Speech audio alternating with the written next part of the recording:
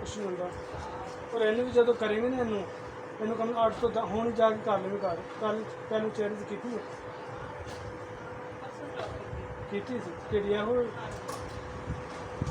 फिर बैग बाद की पहलू की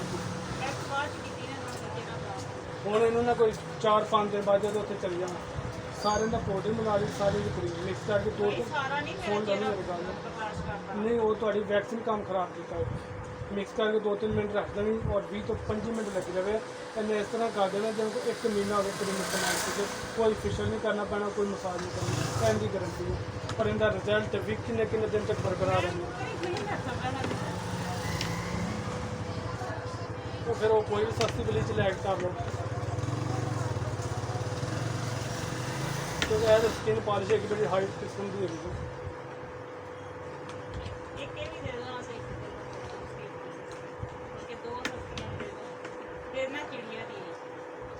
चिड़िया की जड़िया ना सारिया महंगी हो गई ना जड़ी है 25 वाली वो खत्म हो गई ना 75 वाली पी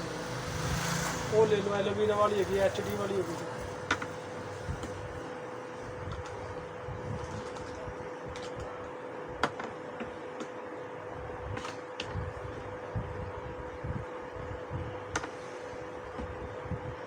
इनके वो ले जाना तो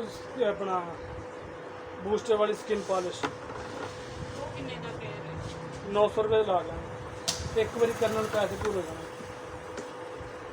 और जो कोई आवे ना कोई सहेली रिश्तेदार उन्हें करवा देंगे एक बार तेल को नहीं रहने देगी इंशाल्लाह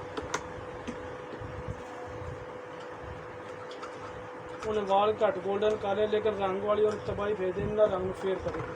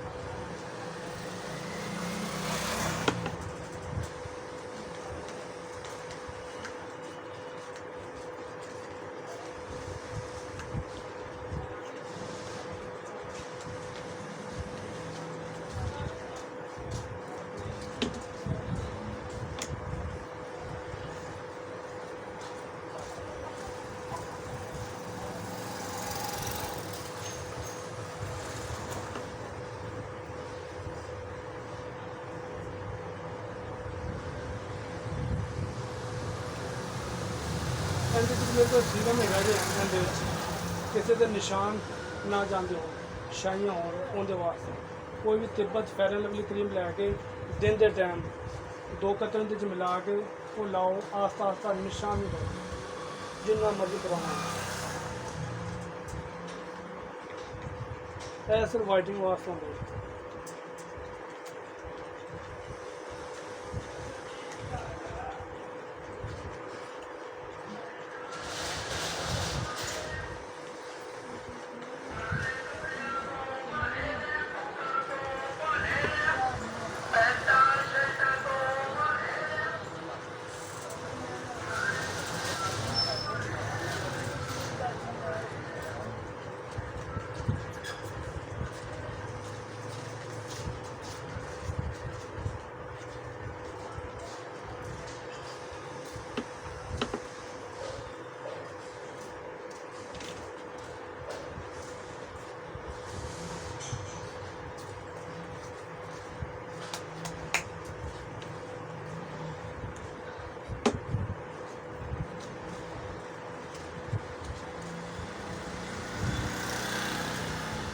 ਹੋਰ ਵਾਰ